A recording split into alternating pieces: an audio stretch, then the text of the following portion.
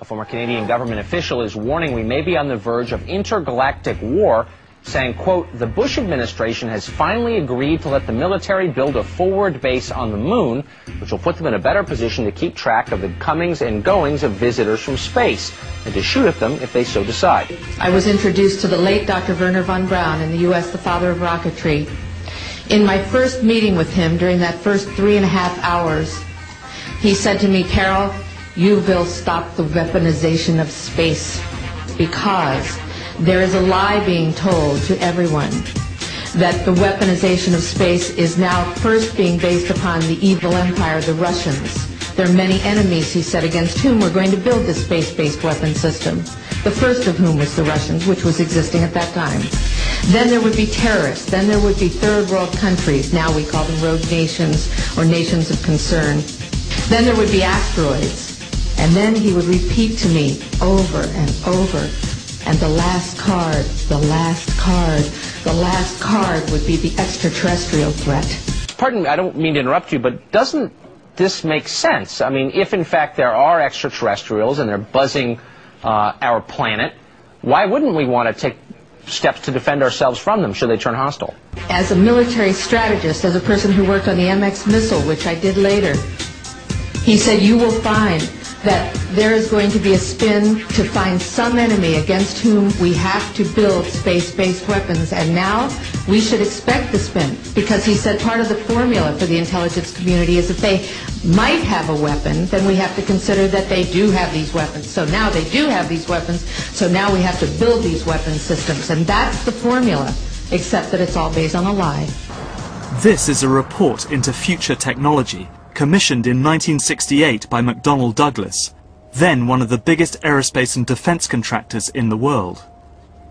What's extraordinary about this document is that it takes the existence of UFOs seriously.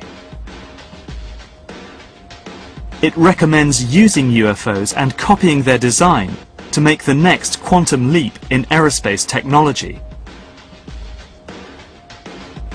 Some UFOs may be extraterrestrial vehicles. They certainly have not been proven otherwise. The existence of extraterrestrial vehicles indicates vehicles could be built which would have capabilities quite useful to McDonnell Douglas Corporation. A supersonic saucer. Called the Silver Bug, it was truly revolutionary. The plans show in detail a multi-jet engine craft that boasted amazing maneuverability and speed. It's an intriguing thought that this concept may tie in with the work of the German scientists who brought saucer technology to the US at the close of the Second World War. I believe Silverbug could explain what Lonnie Zamora witnessed in the New Mexico desert in April 1964. His description of a silver disc-shaped object appears to fit in with the Silverbug profile. What was needed were certain cover stories. What do you do when people are spotting aircraft and then telling reporters that they've seen something very unusual flying out of an airbase in Nevada? And frankly, this was the origin of a lot of the sightings that took place in the mid-50s, 1954, 55, 56, of unidentified flying objects, the UFOs. So the CIA was involved in encouraging people to believe that, yes, they saw UFOs, and the CIA and the military tried to be very helpful to reporters to get these stories out, to divert the attention of the country, and particularly the people in this region, about what they had actually seen. Mexican Air Force pilots capturing on videotape what are said to be 11, count them, 11 UFOs. The Mexican Air Force has released a video that some of you are going to find difficult to believe. A journalist says it shows images of UFOs tracking a Mexican military plane. So what's the truth about UFOs? The story of successive attempts to develop radically new forms of flight, conducted under the strictest secrecy, is inextricably bound up with our relationship with UFOs over the last 60 years. Whether it's Allied pilots buzzed by strange balls of fire in 1942, or the Roswell incident 5 years later, there is a strong case to be made that secret military technology offers a convincing explanation for many UFO stories. For me, what is so striking about Roswell is that it's the first good example of an officially sanctioned UFO disinformation exercise. It showed the CIA that UFOs could provide perfect cover for their Cold War activities. It didn't take much for the CIA to spin the extraterrestrial story into the hearts and minds of the American public. And once it was there, all manner of experimental technology could, if it was spotted, be put down to the UFO phenomenon. But there are some cases that I just can't explain. The sightings of UFOs over Capitol Hill in 1952 are still baffling. What is certain is that real-world UFOs, the man-made ones, continue to develop.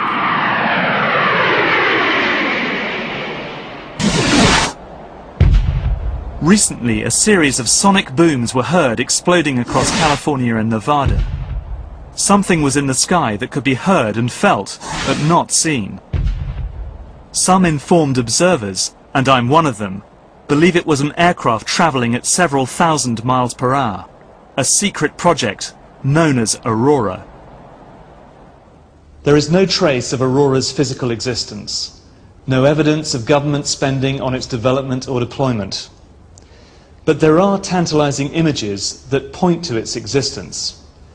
Pictures, for example, like this one. It shows a donut-shaped exhaust pattern, a sign perhaps that Aurora makes use of something called a pulse detonation wave engine. And it delivers a hell of a punch, easily enough power to drive an aircraft to 6 times the speed of sound. But perhaps the most intriguing are these images. This is a weather satellite image that shows a very interesting contrail originating out of Area 51 in Nevada and moving all the way across the United States, out over the Atlantic, on across Europe, and into Russia and China. Whatever it is, it's moving in excess of 8,000 miles an hour. If it is the contrail of a high-altitude hypersonic aircraft, in my book it's the best evidence yet that Aurora is real.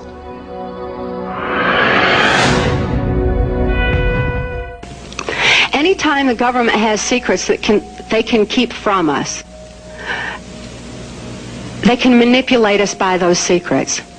In essence, they still remain 25 years at least ahead of us in technology, information, and knowledge, and secrets, and they are using them against us. I heard over the years many times over that the plan to usher in the New World Order would be to make all the people in this country and around the world feel totally helpless to prevent the New World Order from occurring, this world dominance plan, by saying that we had been invaded by aliens, so that we would say, oh please UN, come in and help us all. So bear in mind that there is a planned orchestration to get people to be submissive through the secret technology and information that they're keeping from you under the blanket of the so-called National Security Act that's threatening the security of our nation. You're being programmed since the second you're born in front of a television set, movies and everything else to get totally different. So all you're doing is being programmed to stay in the physical dimension. I mean, the final conflict that these guys have to set up in motion, when we get through reducing the world's population, then they're going to have this organized group. I mean, the New World Order is a socialist dictatorship, just so you know. And what happens is that they're going to supposedly get the army to fight the common enemy from space, and that's the ETs. Mm-hmm. Yeah. And that's what the final conflict's going to be all about. I mean, you go right down by some of the movies that way. Wake up, guys. You're in a huge play. You know, it's like William Shakespeare said, the whole world's the stage and we're just the players on this thing, which is actually correct. Perhaps we need some outside universal threat. I occasionally think how quickly our differences worldwide would vanish if we were facing an alien threat from outside this world.